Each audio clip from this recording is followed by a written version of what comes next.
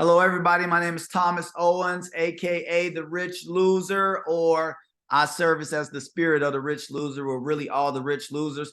Today is about the 70% rule. I'm going to show you a visual. Then I'm going to break down one of the most important parts of the 70% rule where we actually make a lot of money, and that's the construction side of the 70% rule. 70% rule is the rule that investors use in order to buy distressed houses. It is a universal rule. So no matter what house you're at and what condition the house is at, you can really count on the 70% rule to get you an accurate price or a really close to accurate price. So I'm going to tell you, everybody does it differently. I'm going to show you how I use it. So let me, hopefully can you guys see this screen? Okay, boom. We're going to go here. Here's the video. Please watch it for a second. Hey, what's up, rich losers? Let's dive straight into one of the most important things in this course, and that is the 70% rule. The 70% rule will decide if we're going to buy investment and at what price we're going to buy that investment. Whether that has no roof, no windows, it don't matter. This rule will solve all our problems and get us the answers we need to move forward in the deal. Very important, which we're going to harp on a whole lot, is the exit strategy. And that will determine if you can make a little bit more money or a little less money. But the 70% rule, here we go. All investors buy on the 70% rule. So if you're a wholesaler, you're representing yourself like an investor, you need to know the 70% rule. So if a house costs $200,000, you're gonna times that by 70%,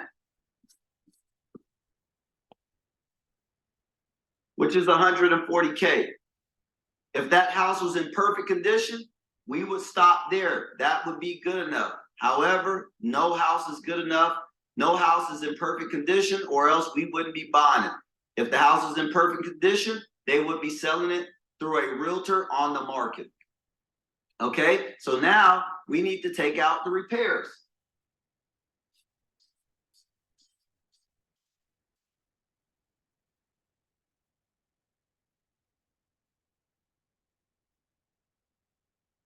The repairs in this case is $40,000, which brings our offer down to $100,000.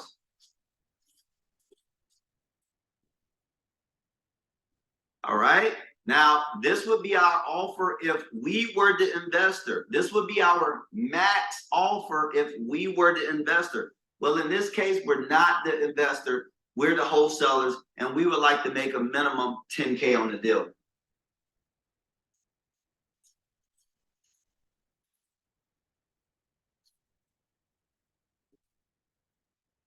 Now, this is where a lot of investors get it, a lot of wholesalers get it confused. But I'm not going to let you rich losers get this confused. This is not the offer amount, and that's where a lot of people go wrong. The offer amount has to be a lot steeper than that. It has to be a bigger discount that you ask for. The reason why you need to ask for a bigger discount than this 90K is because we need to negotiate a little bit. We need to go back and forth. The seller needs to feel like we had a strong negotiation and they came out the winner. So in that instance, even though this is going to hurt, and a lot of times the seller is going to look at you like you're absolutely stupid, I tend to offer half of this. This is going to be my max offer.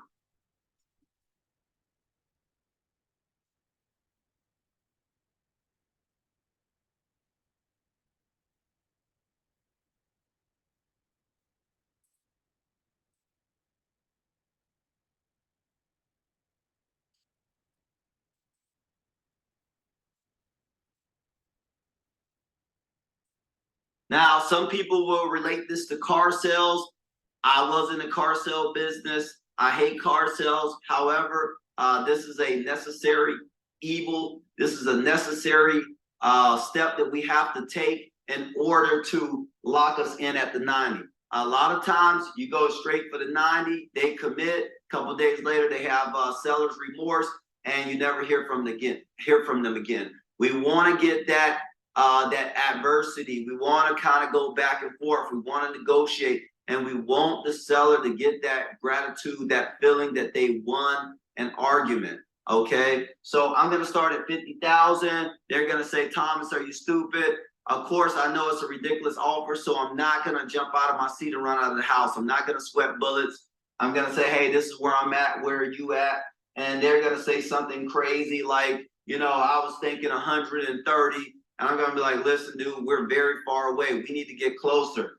I'll come up, guys. Make sure we're only going up thousands, but we want to drop their initial thought of 130,000 by tens of thousands. Very important. I hope you hear me. This is going to decide if you get the deal or not. So I'm going to say, hey, listen, I'll go up 55. You know, I can't go any higher than that. They're going to be like, hey, listen, we're far away. This is not going to work. I'm at 130. Well, I need you to meet me somewhere in the middle, ma'am or sir, but I'm at 55. So what would you do to 55? Always ask them, whatever offer you make sure you ask them, would you do 55? Get them to actually confirm that they won't do it. You don't want to make an offer and then just start raising the price. Will you do 55? No. Okay. Well, I'm not doing 130. Would you do 60? Absolutely not, Thomas. All right. Well, I'm not going much higher. We need to come to an easy place here. You know for a fact I'm not buying it at 130 in the condition that it's in. And with the condition it's in, we started 130. I put in $40,000. Okay, by the time I pay my realtor fees, this is not going to work, sir. So let's be more open-minded. Okay, 165 is the most I'll go. Where are you at, sir? And all of a sudden they start to come down. Well, I'll do 110. Well, I'll do 100. Well, I'll do 90. Bing, bing, bing. We got them at the 90. Now we're just coming up slowly. Remember, we come up thousands, they come down tens of thousands. Hopefully we can get them up under the 90 mark, but if not, the 90 mark will work. This is the 70% rule. You need to know how to explain it. You need to know it in and out, because you need to sometimes be able to explain it in reverse. If they say, why do you want it for so cheap, Thomas? Why are you going to make all the money and I'm giving away all my equity? You need to let them know, based off realtor fees and the condition of the house, and plus the fact that you want to make a profit, you're not really that far off by offering low numbers. Okay, you don't want to sound silly. You don't want to sound like an amateur. This is the 70% rule. We will go into it more. Watch this video 1,000 times. Here's the numbers. 70% rule if you're selling to a investor. And then depending on the exit strategy of that investor, whether they're going to fix it and flip it, buy it and hold it, bird deal it, then we can really start to make a little bit more money on the bottom end. Guys, thank you again. So let's see here. So basically, if you're looking at the $40,000 on here, just the $40,000 was the repair cost. Okay, so based off the $40,000, the repair cost in this case, I actually made it up.